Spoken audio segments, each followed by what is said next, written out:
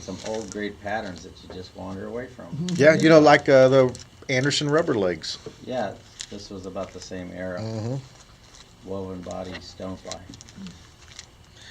And now we fish the Pat's nymph instead of the Anderson rubber leg. Even the Probably bring it back and kill them. yeah, even the Bitch Creek nymph or Beach Creek, whatever you want to call it. We used to fish that down there a lot too. We're gonna go through all this again. There you go. You're gonna have a busy afternoon. I got it. There, Oh, you got it. there's All a right. couple. Thank you. Oh, look at there. It's getting easier and The easier to find bonus. them. So you can use lead eyes or bead chain eyes. You know, anything with a little bit of weight.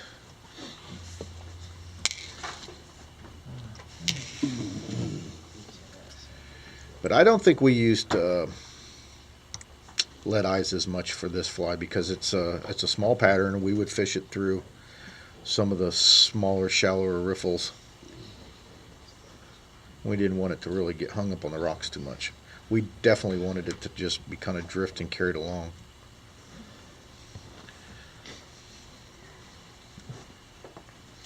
Then we'd create a few little antennas. We would use the crystal flash a lot since copper crystal flash. I'm just going to use some of this brown flexi-floss, which I like any more better for antennas than anything else. You know what? And I do remember I used to tie a little bit of a ball up here.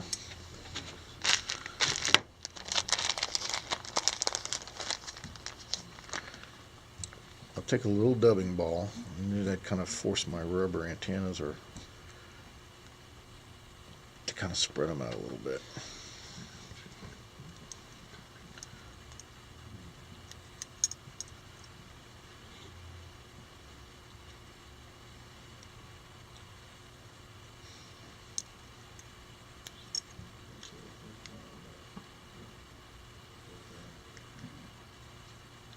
You tied those right in front of the ball then? Mm-hmm.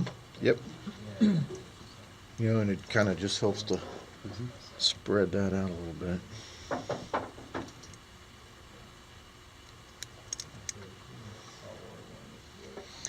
Then we would take this furry foam.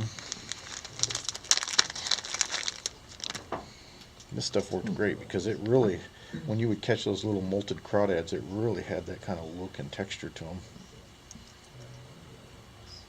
Just cut a little strip of it.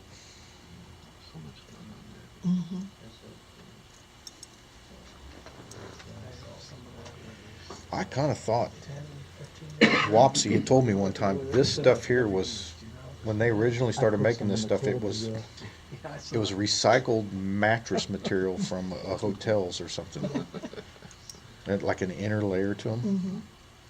And one of the guys was messing with it and came up with it to use as tying material. So I would kind of reverse tie this in here because I'm going to fold it back down over the top of the fly to create that kind of shell effect. Just get it tied in there really secure. And then we're going to end up folding it back like that. So once I get that tied in there, I'm going to go back again with a little bit more dubbing and kind of build up around the front side of that material.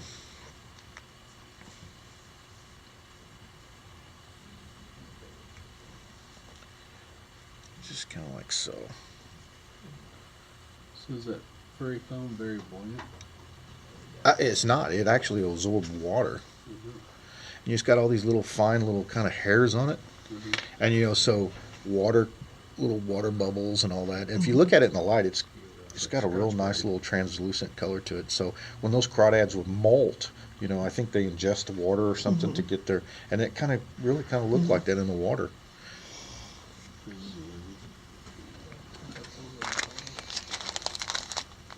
Yeah, I kind of forgot about this pattern. This might be something to really start fishing again. So he gave me, and then we'll use some copper wire. We'll go ahead and tie that in right now because that's going to be ribbing it and kind of keeping all that furry foam from wanting to roll.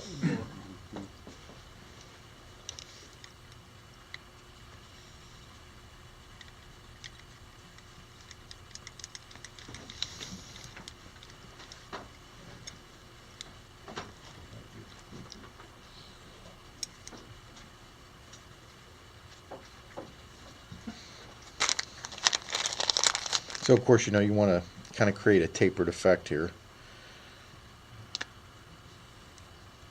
You know, and I forgot a step. I'm sorry, guys. It's been so long since I tied this fly. Important step is this rabbit fur. I'm going to take this rabbit fur here, and you know, normally we'll tie in the strip like this. We wouldn't do that. We would take the fur and cut it off the hide side of it.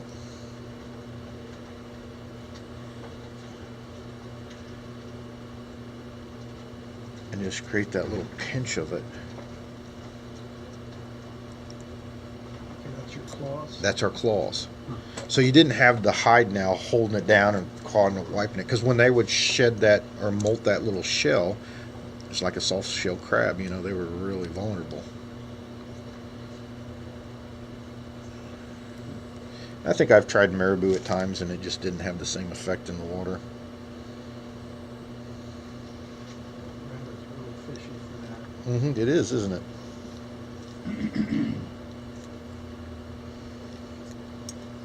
All the cool flying materials that come up anymore, you just really kind of wean away from some of the just the simplest things that really work the best.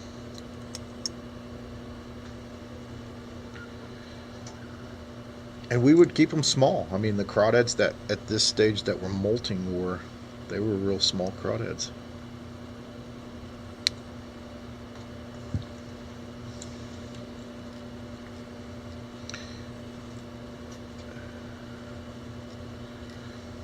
I like to test it a few times just to kind of see where I'm going to be with when I pull that back. See, like right there, it's wanting to pull that claw the wrong direction. So I just kind of manipulate it until I get it to where I want it.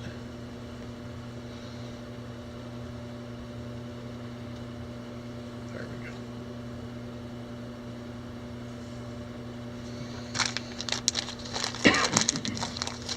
And now just build that body up.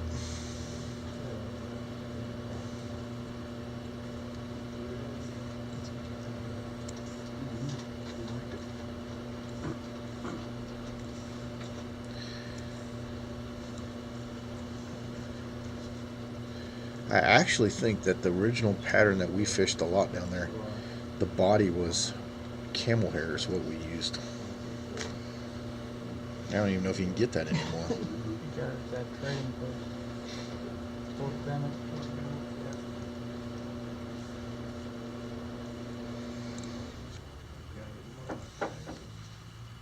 Stuff.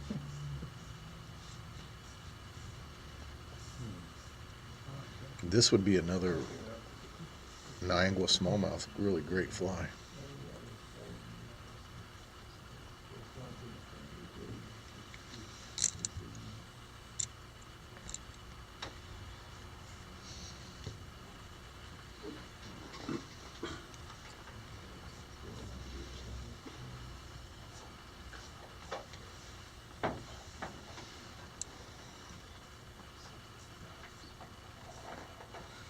And again, I personally like to put on a lot of dubbing because I like to pick the heck out of it. So at this point, we're going to fold back our shell material here, and I'm going to tie it off right behind the eyes.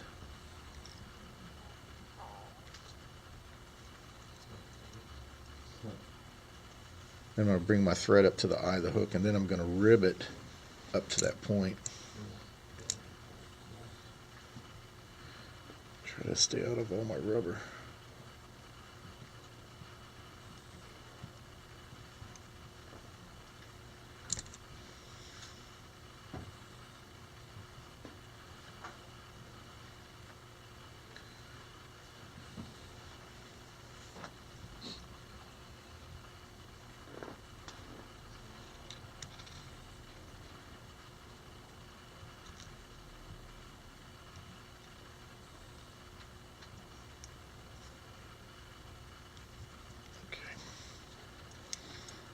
Just clip off that tag in.